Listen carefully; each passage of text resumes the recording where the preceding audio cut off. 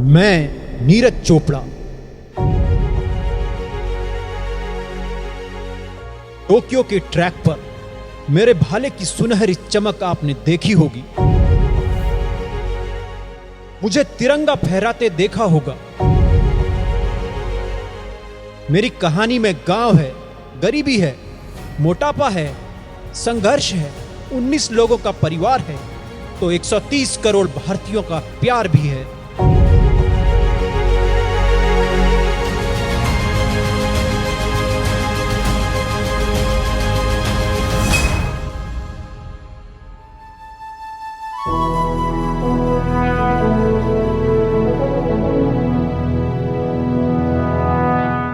हिंदुस्तान की आन बान शान बन चुके बाहुबली नीरज चोपड़ा के घर पानीपत जा रही है बिंघुमक्कड़ की टीम। उस लाल के घर जिसने अपने भाले की गर्जना से दुनिया भर में सिंहनाद कर दिया।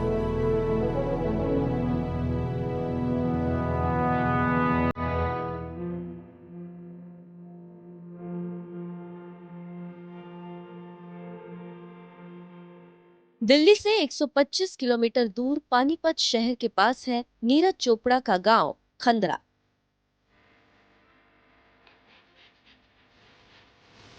सात अगस्त 2021 से पहले इस गांव के बारे में शायद ही कोई जानता, लेकिन रातों रात ये गांव विश्व मानचित्र पर छा गया।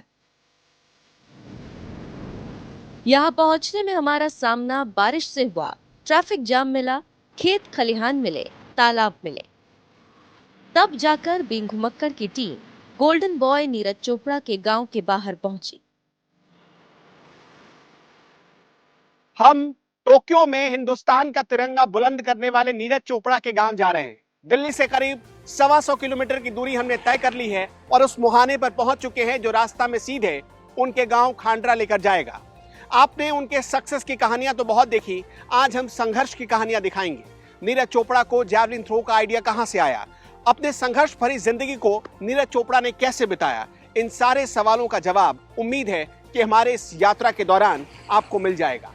चलिए हम आपको लिए चलते हैं नीरज चोपड़ा के गांव खांडरा।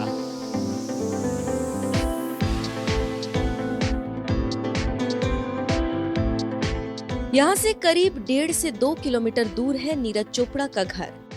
गांव को लेकर जैसी बसावट आपके दिलो दिमाग में होगी, पानीपत का खंदरा गांव वैसा नहीं है। इस गांव में ज्यादातर पक्के मकान हैं, आलीशान बंगले हैं। यहाँ गलियों में क्रिकेट खेलते बच्चे मिल जाएंगे। बिंघुमक्कड़ की टीम नीरज चोपड़ा के घर पहुंची तो मानो वहां मेला लगा था। रिश्ते नातेदारों के अलावा पूरा गांव जुटा था। मीडिया के कैमरे, पुलिस का सुरक्षा बंदोबस्त तगड़ा हो चला था। जैसा हमने सोचा था, नीरज चोपड़ा का घर वैसा नहीं निकला।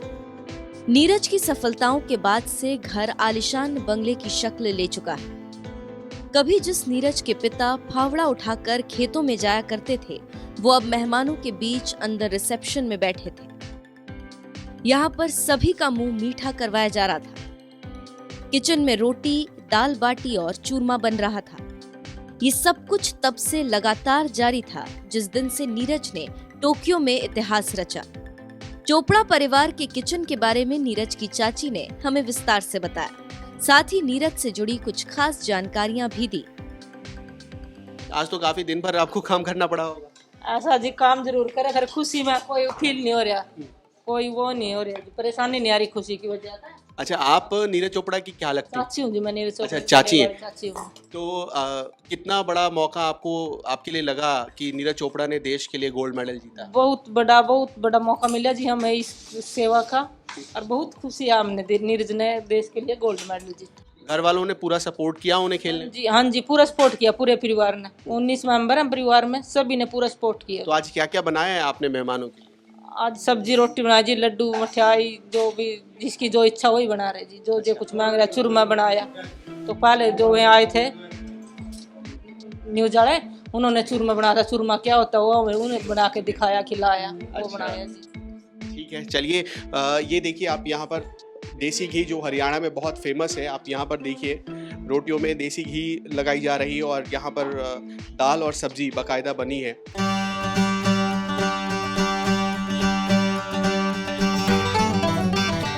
नीरज की एक चाची ने किचन संभाला तो बाकी की चाचियां हमें घर के अंदर बनी उस दीवार के पास ले गई, जहां नीरज की शोहरत के चर्चे तस्वीरों में कैद होकर काफी कुछ कहती है। इस दीवार पर नीरज देश के प्रधानमंत्री नरेंद्र मोदी के साथ दिखते हैं तो सेना के वरिष्ठ अधिकारियों के साथ भी नजर आते हैं। खेल जगत की कई हस्तियां भी इस दीवार पर नीरज के साथ मिल जाती हैं। ये सब तस्वीरें कब ली गई, ये इसमें नीरज हमें नज़र आ रहे हैं। इसमें प्राइम मिनिस्टर के साथ नीरज हैं और शायद ये भारतीय टीम के साथ जब प्राइम मिनिस्टर जब सारे स्पोर्ट्समैन के साथ मिल रहे थे, ये उस वक्त की तस्वीर लग रही है।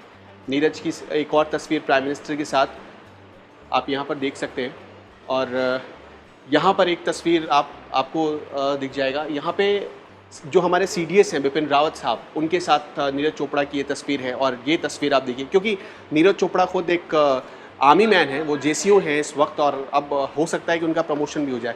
मैम, कुछ इन तस्वीरों के बारे में कुछ यादगार बातें जो आपके जहन में हो नीरज चोपड़ा के को लेकर। हाँ जी, उन्होंने जैसे कॉमनवेल्थ गेम्स में भी वो गोल्ड मेडल जीता सर, उन्होंने एशियन गेम्स में भी गोल्ड मेडल जीता है, तो ये सारी वही बात है हमारे लिए सारे प्राउड के मोमेंट्स।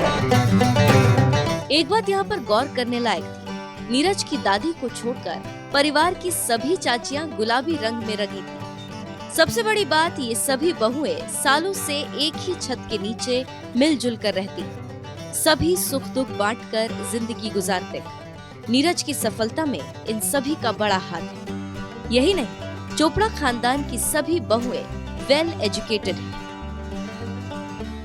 मैं पिंकी हूँ, उसकी चाची लगती हूँ नीरज चोपड़ा। यह भी मेरी बहू है, मेरा 4 बहुएं हैं जी। हाँ, बहुत बड़ी फैमिली है, हमारी भी पूरी बड़ी फैमिली है जी। बहुत बड़ी फैमिली नजर आ, और ये अच्छी बात है कि आप सब लोग इकट्ठे एक छत के नीचे रह रहे हैं। बहुत अच्छी बात है, हमें देखकर भी बहुत अच्छा लग रहा है। कुछ ऐसी बात नीरज, ये भी स्कूल का लेक्चरर है जी, मैं भी स्कूल का लेक्चरर। अच्छा, मतलब सब लोग बहुत हाईली एजुकेटेड हैं और लेकिन सबसे बड़ी बात देखिए कि आप लोगों ने कम से कम नीरज चोपड़ा का कान नहीं पकड़ा, वरना बचपन में लोग कान पकड़कर पढ़ने के लिए बिठा देते। आज नीरज चोपड़ा, सही बात है, अभी गेम नहीं निकला है ये बच्चा, शायद खेलने की तैयारी जल्दी करवाई जी। हाँ, इस उम्र में निकल गया तो निकल गया, फिर नहीं निकल पाएगा। बात नीरज चोपड़ा की चली तो हम उनके बारे में ही कुछ नया, कुछ अनसुना जानने उनके पिता सतीश चोपड़ा के पास पहुंचे, जो लगातार मीडिया के कैमरों पर बोलते बोलते थक चुके थे। फिर भी बिंग घुमक्कड़ के दर्शकों को उन्होंने नीरज के संघर्ष के दिनों की कई अविश्वसनीय बातें बताई। पढ़ाई में भी वो बढ़िया था और उसके साथ साथ उसका शरीर थोड़ा भारी था, तो उसको शरीर को शेप में लाने के लिए जिम में भेज दिया उसको। तो जिम से पास में स्टेडियम पड़ता है पानीपत में, शिवाजी स्टेडियम, 15-16 किलोमीटर दूर पड़ता है मेरे गांव से। मेरे गांव के आसपास तो कोई सुविधा है नहीं स्टेडियम की, भाई यहाँ बच्चे अपना काम कर सकें, तो वहाँ भेजना पड़ता था, जिसमें हमारे को ट्रैफिक की भी दिक्कतें होती थी थोड़ी बहुत। बाकी फिर भी सफ़र उसका ठीक रहा। उसको इसमें स्टेडियम में दोस्त मिले, 12-14-15 बच्चों का ग्रुप था, जिसमें जयवीर था बिंजोल से लड़का। वो काफ़ी पुराना था, 5-4 साल पुराना, तो वो बेहतर था, वो जैवलिन थ्रो ही करता था। तो उसने अपने वाले गेम में उसकी ट्राई करवा के देखी, दोस्त बन गए तब तक वो, भाई तो हमारे वाला गेम करके देख। तो उसमें जो उनकी सोच थी उसके अनुरूप उसने बेटर किया अपना, तो उनको लगा कि ये बच्चा अच्छा कर पाएगा। भाई जो स्टार्टिंग में बताने के बाद ही इतना बढ़िया थ्रो कर रहा है, तो ये आने वाले टाइम में बहुत बढ़िया करेगा।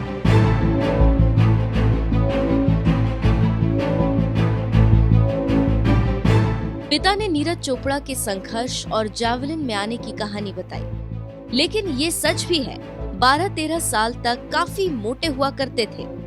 उनका वजन इस उम्र में ही 80 किलो तक पहुंच चुका था, लेकिन मोटापा काबू करने और उनको कुछ बनाने की जिम्मेदारी नीरज के पिता और चाचा ने उठा ली।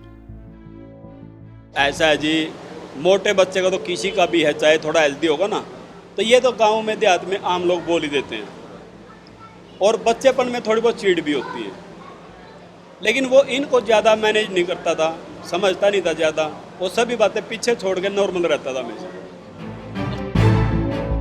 बात मोटापे की छिड़ी तो नीरज के बारे में कुछ नई बातें हमें गांव के रहने वाले इन बुजुर्ग ने भी बताई। नीरज के गांव में घूमते घूमते हमें पता चला कैसे बचपन में नीरज को बढ़ते मोटापे के चलते बच्चे चिढ़ाने लगे थे। बचपन में बिल्कुल सुशील स्वभाव का बच्चा था और पढ़ते पढ़ते वो जब 12 साल की एज में गई ना, उसकी वेट इतना था, 80 किलो का वेट हो गया था उसका। सिर्फ 12 साल में 80 किलो? 12-13 साल की एज में 80 किलो का वेट था उसका। फिर उसके चाचा जी उसको पानीपत ले गए, पानीपत जिम में, शिवाजी स्टेडियम के पास जिम था वो। भाई तो यहाँ प्रैक्टिस कर बेटे, तेरा वजन टूटेगा और सिंपल खाना खा, अपने डाइट भी घटा। तो जी वहाँ जिम में प्रैक्टिस करता था। वो जिम में प्रैक्टिस 2 घंटे करने के बाद वहाँ शिवाजी स्टेडियम में बैठ जाता था। रात को 10 बजे 11 बजे उसके चाचा जो भीम है वो पानीपत काम करते थे, वो लेके आते थे अपने साथ में उसको। 10 बजे कभी 11 बजे, इतने घर के सारे इंतजार में रहते थे हमारा बच्चा किस टाइम आएगा। 11 बजे खाना खाता था, सुबह फिर निकल जाना अपने स्कूल की पढ़ाई करनी छोटे टाइम, फिर वहाँ उसमें स्टेडियम में जाना, अपने जिम में भी जाना। कई सालों ने प्रैक्टिस यही किया।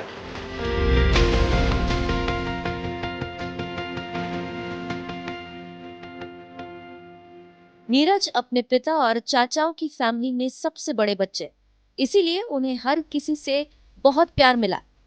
आज से 10-12 साल पहले परिवार आर्थिक रूप से बहुत मजबूत नहीं था, फिर भी पिता और चाचा भीम ने नीरज को आगे बढ़ाने के लिए काफी त्याग किया।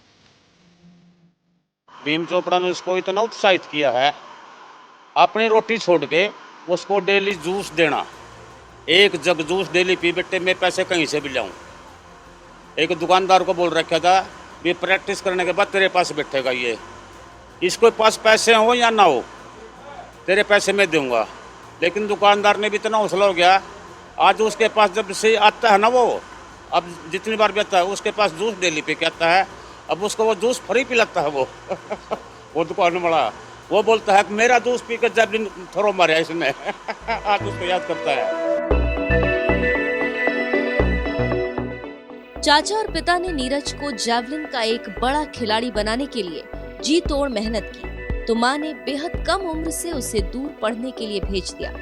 वो भी तब जब उन्हें ये भी नहीं पता था कि जैवलिन आखिर किस चिड़िया का नाम है। वो जो जैवलिन कह रहे थे, आपको वो समझ में आया उस वक्त क्या कह रहे हैं वो लोग? जैवलिन क्या चीज होती है ये? देखो जी, यहाँ अभी तक तो कोई गेम नहीं था, किसी का पता नहीं था क्या गेम हुआ है, क्या खेल होता है। तो जब ये ओली कढ़ाई पता लगा, खेलने लगा कि ये गेम हुआ है, भाई इस तरीके से खेला जा रहा है, तब पता लगा है कि ये गेम है। गांव में तो लोग मना कर देंगे, अरे खेलता है बच्चा, इसको बिठा के पढ़ा दो। तो आपने कभी ऐसे नीरज को डांटा नहीं कि आप पढ़ो? नहीं जी, उसकी पढ़ाई भी साथ में हो रही थी और गेम भी साथ में हो रहा था, साथ साथ करता था।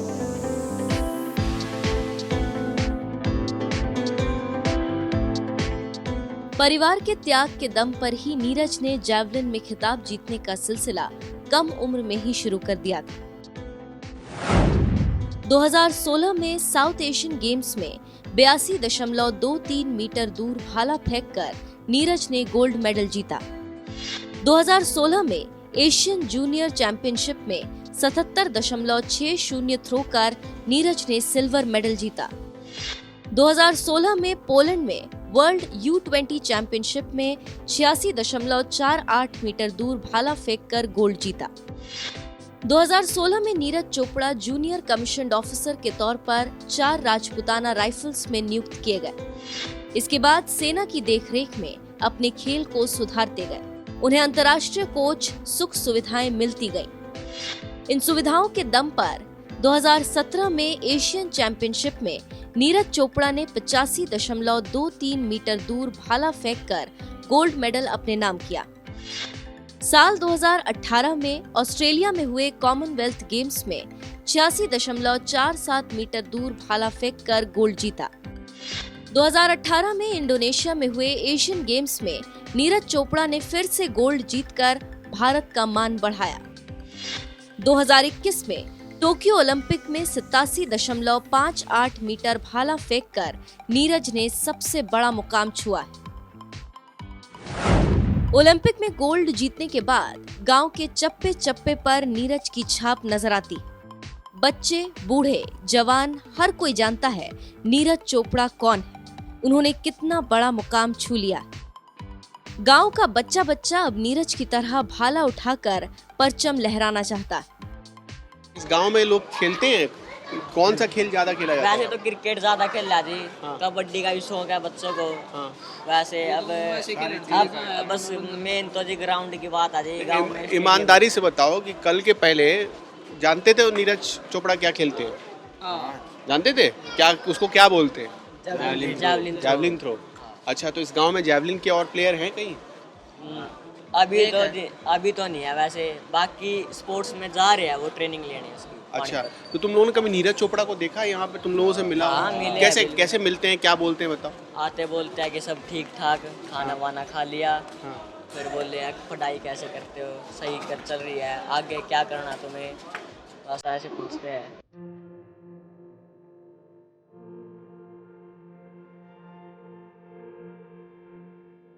नीरज चोपड़ा जानते हैं ख्वाब देखना बड़ी बात नहीं, ख्वाब को पूरा करना बड़ी बात है और उसके लिए संसाधन लगते हैं, पैसा लगता है। इसीलिए नीरज गांव में उन बच्चों की मदद करते हैं जिन्हें जैवलिन सीखना है। इतना उत्साहित है, अब भी गांव में उसको देख करके 20-25 बच्चे गांव में प्रैक्टिस करते हैं। जैसे अपने पैसे से तो उनको जैवलिन खेल का सामान उन बच्चों को देता वो। इस बच्चों से इतना प्यार है उसको। जी बाबा सबको गांव में ताऊ चाचे सबको मिल करके नमस्कार करके हैं। ये नहीं कि आओगा घर बैठ जाएगा तो इतना बड़ा स्टार बन गया, अब लोग तेरे से ही मिलने आएंगे, ये भावना उसकी नहीं है। अपने आप खुद मिल के आता है।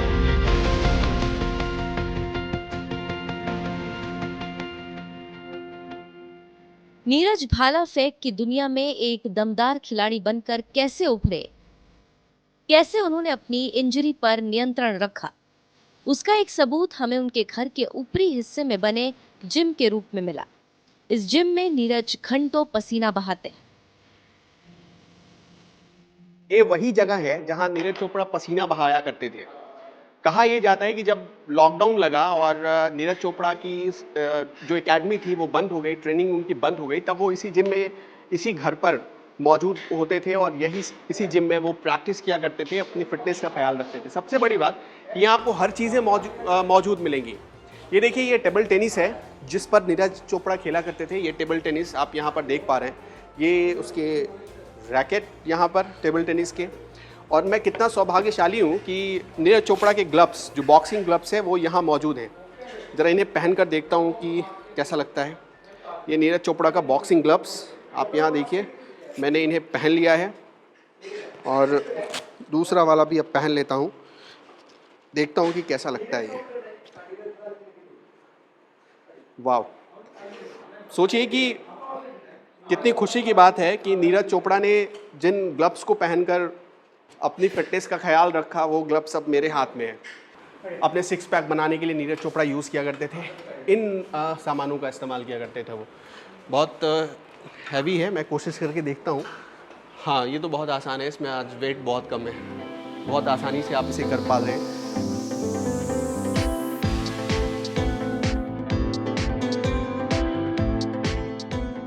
नीरज का हेयर स्टाइल, नीरज की फिटनेस, नीरज की स्मार्टनेस, सबके बारे में लोग जानते हैं, लेकिन एक बात कोई नहीं जानता होगा कि नीरज चोपड़ा बहुत बड़े आस्तिक हैं।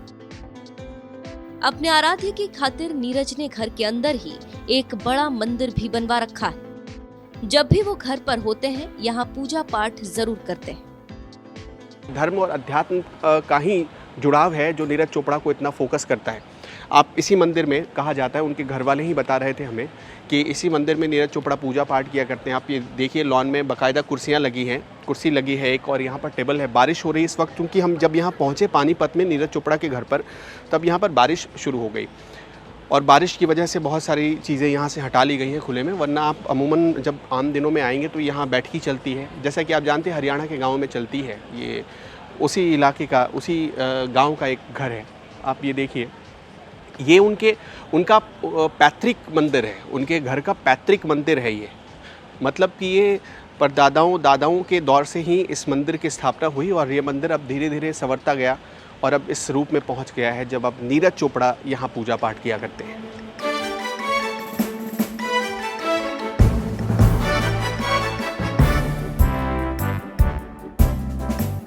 नीरज की लोकप्रियता का आलम 7वें आसमान में है। सोशल साइट्स पर उनके फॉलोअर्स दिन दुगनी रात चौगनी रफ्तार से बढ़ रहे हैं। लड़कियों में उनका जबरदस्त क्रेज होने लगा। हर मिस उन्हें अपना मिस्टर बनाना चाहती है। ऐसे में बीइंग घुमक्कड़ की टीम ने नीरज चोपड़ा की शादी का सवाल उनकी दादी से पूछ लिया, तो सुनिए क्या जवाब मिला। आप तो दादी अम्मा, आप तो परेशान हो जाएंगी उनके रिश्ते को लेकर। अब तो इतने सारे रिश्ते आएंगे कि आप किसको सेलेक्ट करेंगे? कौन नहीं परेशान होंगे, भगवान जी भी इतने ऊंचे पद पर चढ़ाया, रिश्ता भी भगवान ही ले आवेगा जल्दी से। अच्छा। और तो आप शादी भी देख लेंगे रिश्ता। तो आप अभी शादी कर देंगी उनकी? ना अभी नहीं कर दे जी, गलत बात है, अभी तो छोटी उम्र है। अब बहुत छोटी है, 23 साल एज क्या होती है? हाँ ना, 2-3 साल नहीं कर दे शादी।